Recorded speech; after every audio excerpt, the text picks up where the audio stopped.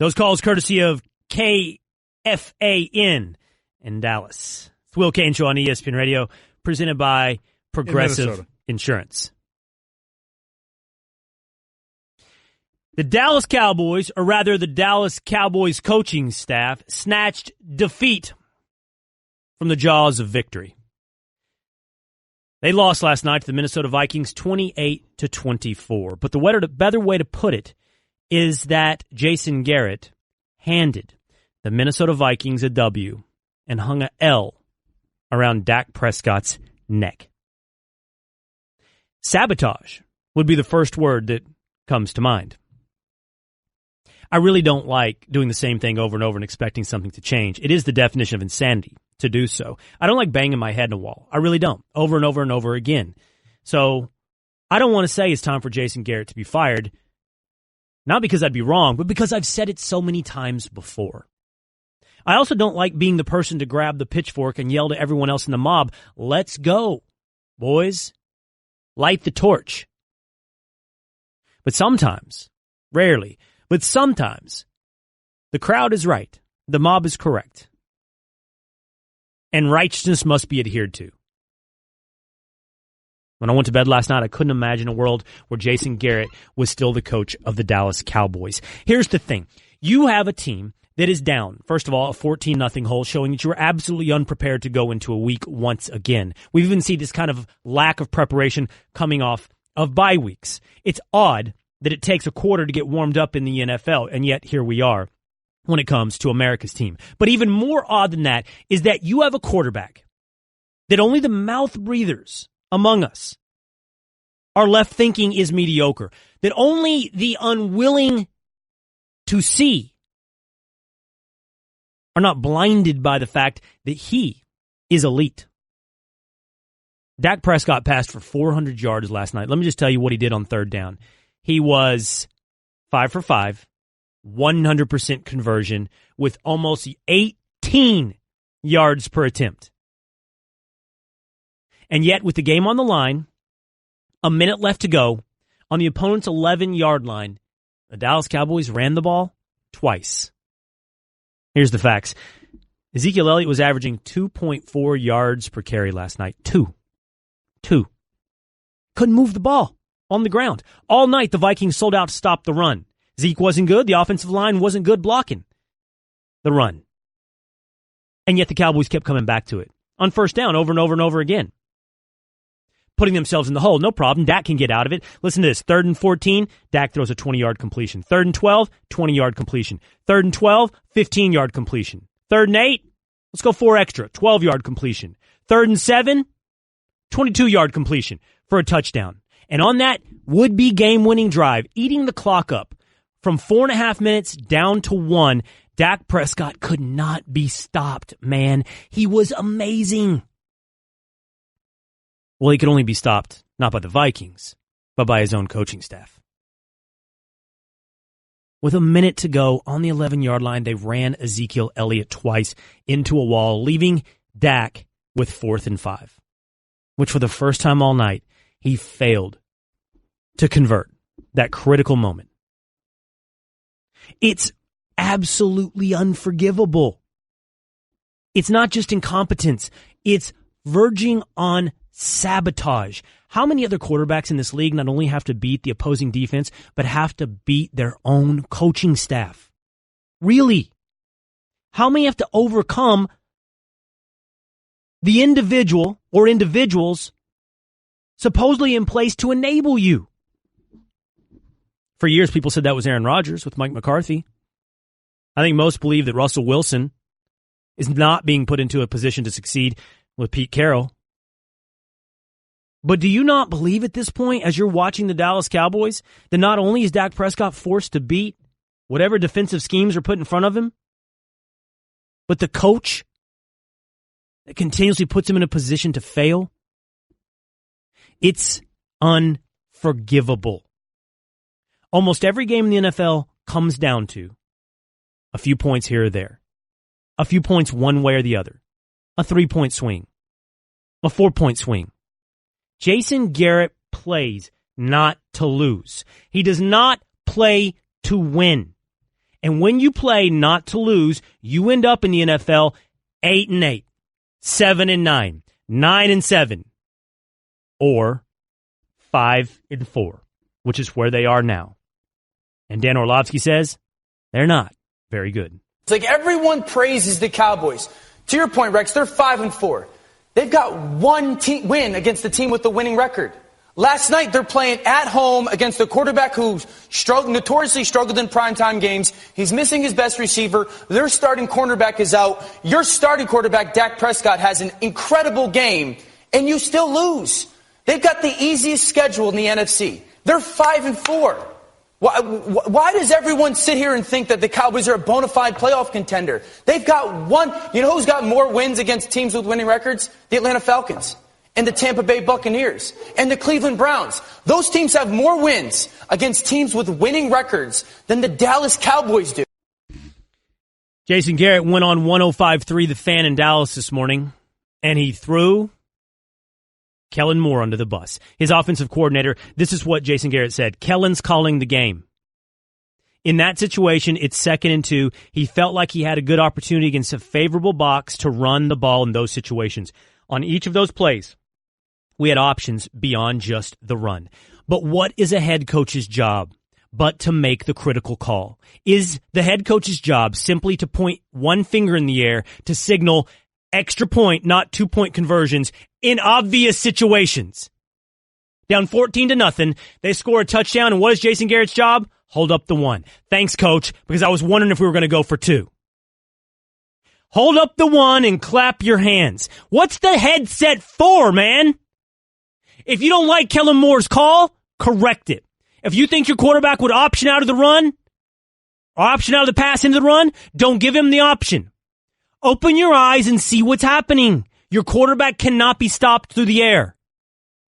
Call the pass! I guess there's some argument out there they were trying to run down the clock and keep Kirk Cousins from a game-winning drive. Even if I can get through my laughter on Kirk Cousins' game-winning drive, I'm here to tell you, instead of running the ball into a brick wall twice, you could have just, let the play clock tick down. They were hiking the ball with 20 seconds left on the play clock. It was sabotage. It wasn't just incompetence. It was sabotage. It's insanity for me to say this because I said it last year, and I said it the year before that. I am a pitchfork-wielding, mob-gathering, insane person banging my head into the same wall. And I'm right.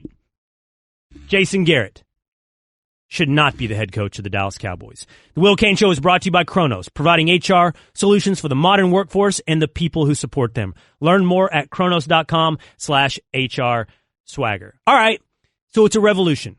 It's a riddle. It's the Sphinx. How do you stop Lamar Jackson? Well, let me ask a guy that played linebacker in the NFL. Next on the Will Cain Show. Love college sports? Turn on SiriusXM all season long to get live college games and coverage of every major sport from every major conference. Plus, programming dedicated to sports talk, fantasy sports, and more. Between games, tune into channels filled with ad-free music, plus comedy, news, and more. Whatever you love, it's on now. Start listening to SiriusXM for just $1 on your phone, online, and at home on a variety of connected devices today. Visit SiriusXM.com/gameday to see offer details and to subscribe.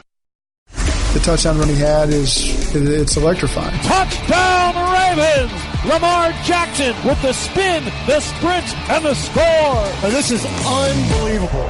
I mean, that's Michael Vick in 2004, that play. They'll be watching that run for decades and decades. I looked up and I spun, I'm running, and I looked to my right. I'm like, I just can't let him trip me. I'm too close to the end zone. And that's one that everybody in the country is going to see by tomorrow afternoon. That was something that's rare. That was special. Those calls courtesy of WBAL. It's the Will Cain Show on ESPN Radio. Bobby Carpenter just poked his head into my studio, and he said, see, stop the run and make your guy beat you. And I guess he can't. What are you talking about, man? Bobby Carpenter's on the show. Pennzoil Protect Performance Line. Protect your engine. This winter, use Pennzoil Synthetics made from natural gas, not crude oil. What's up? Make it, come on. That was a joke, right? Come on. It was partially a joke. There's a little bit of truth to it, I think. What truth? You know, that listen, Dak had a great day. No one's going to dispute that. His numbers were phenomenal. But the ultimate, it's not in the numbers. Well, it's in the letters, the W's and the L's. Bobby. They didn't find a way to get a win. Hey, I'm just being real. Like, everybody wanted to beat up Kirk Cousins because he couldn't get it done in a big moment on the road against a good team. Well, he went out and played a pretty good game. Probably not as gaudy stats, but he didn't turn the football over, and they leaned on the run.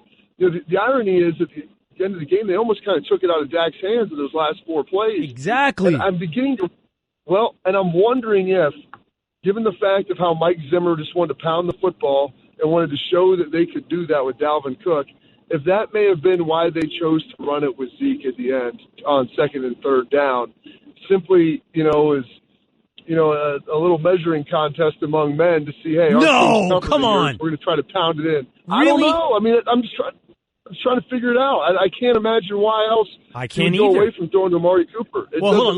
Let's talk through this for a moment. They say to bleed down the clock, right? But I was watching the game, Bob, and they had other ways to bleed down the clock. Like, they were hiking the ball with a lot of time left on the play clock still. So there was time they could have bled away. What I wonder is this. Man. Let's take the roles. Garrett, Kellen Moore, and Dak Prescott, right? I believe at least one of those was an RPO, a run-pass option.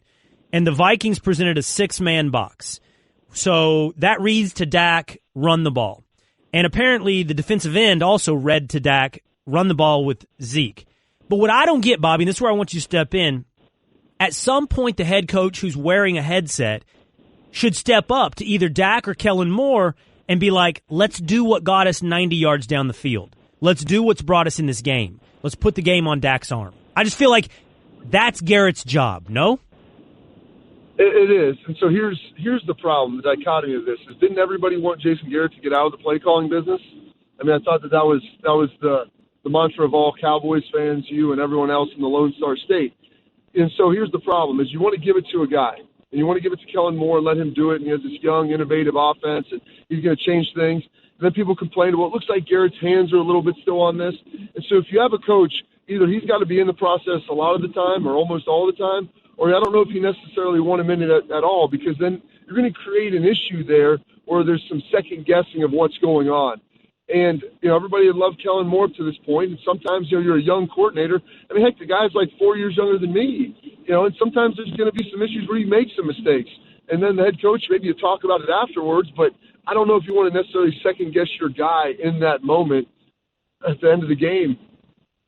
Bobby Carpenter, ESPN football analyst and co-host of Operation Football here on ESPN Radio, and co-host of Carpenter and Rothman on 97.1 The Fan in Columbus here on the Will Cain Show.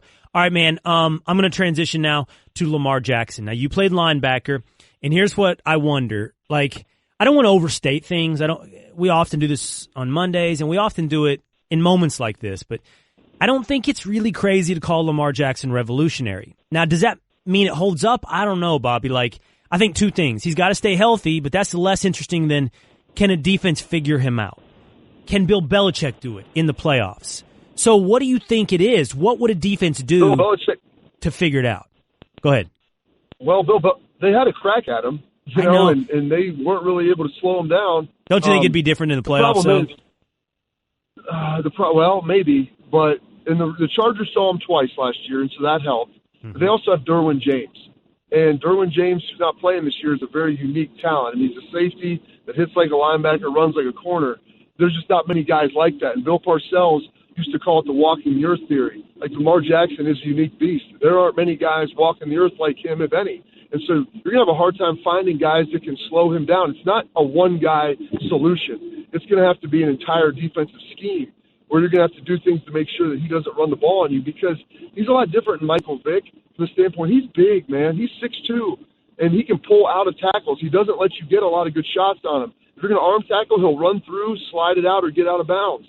And so he's going to, I think, be able to stay healthy, at least for the foreseeable future. And they've crafted this offense in a way that there's a lot of collegiate elements to it. And their play action, their running style, the things they do, it's tough. It puts defenses in a bind. Oh, and so you don't really see it a lot in the NFL. I like how you did this. So is Derwin James the only single player you can think of who might have a chance to spy Lamar Jackson and actually stop him? Or is there somebody else? I'd have to sit down and look across NFL rosters, because the problem is what the Chargers did last year in the playoffs. They played 7 defensive backs, and they were able to slow them down in doing that. Well, they tried to do it against the Patriots next week and got bludgeoned. They just ran the ball on them. But Derwin James can hold up better in the run, because this is what they did by bringing in Mark Ingram. He's a hammer. Mm-hmm. And so if you think we're just going to get speed all over the field now, John Harbaugh's no fool. They're just going to line up. Greg Roman's no fool. We're just going to line up and pound the football on you. And so that's the one element that has changed last year to this year. So I don't know if there's a single guy that you could move around that'll affect it that much, because of the way they play football now on offense. Bobby Carpenter here on the Will Cain Show. I'm going to make one more transition, something